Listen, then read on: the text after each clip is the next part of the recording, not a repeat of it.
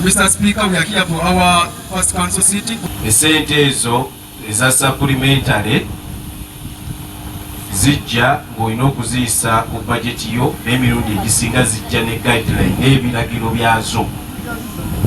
Honorable Speaker, as I speak now, sente eza Nabinaka toilet za Nansana municipality naye nga zaayita ku akaunti ya Gombe division. Mu mateeka g'ebitabo tulina okubanga sente ezo tuzanjulidde kanso, era neewuunya kansala w'e Nabinaka nga gwe muluka gwakiikirira n'ayimirirawo n'agamba ezo sente ziddeyo, naye nga twali mu kanso eno ne tutegeeza nti toyi eri buki eri bubi. Nga kanso ne tulopinga Nansana neweereza sente through our account toyi eyo ezimbibwe. Olwaye bwe tuyimirira ne tugamba tetugenda biteesaako. Honorable Speaker, ze supplementary ezebbiri, endala sente za COVID 24 million shillings za reflectinga ku account ya Gombe division. Ekiteeso ekyo kisigale ku lukangaga. Ekiseera ky'okukikubaganyako ebirowoozo kigenda kutuuka. Buli muntu anoonye ensonga ye ku kirowoozo ekyo. Bw'aba tannyonnyoddwa bulungi waddemba okugamba nti akkiriziganyiza nabikoze eki nabimunnyonnyoddwa. I beg to move. Tulina abantu abantuma, we are representing Gombe at large. Tulekera okukola ebintu ng'abaana abato. We are all grown up people. Mr. Speaker, I believe this thing should be adjourned. This council meeting should be adjourned. Tufune obudde bw'ennaku omusanvu twetegereze ebintu bino. Tukomewo nga tumanyi lwaki tuli wano. Neyansa nnyo.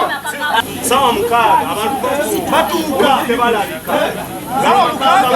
Kanso banjimanyiza Speaker banjimanyiza jjo Kanso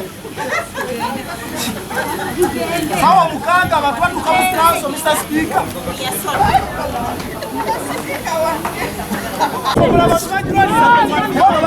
bagenda okulya tetujja kubiyisa mutuwe wali muyise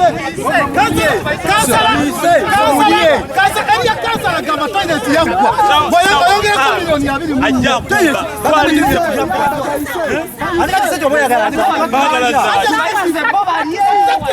kati mugende mu maaso mubikole muyise mukole mugende mu maaso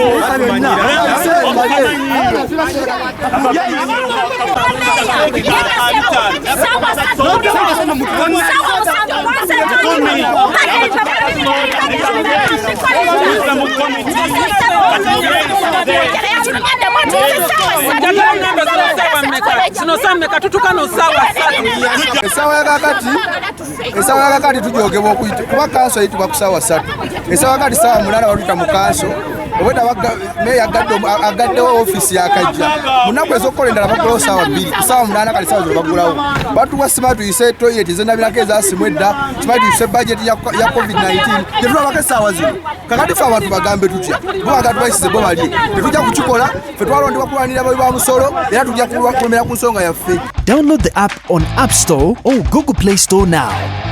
Vision Digital Experience, the future of media.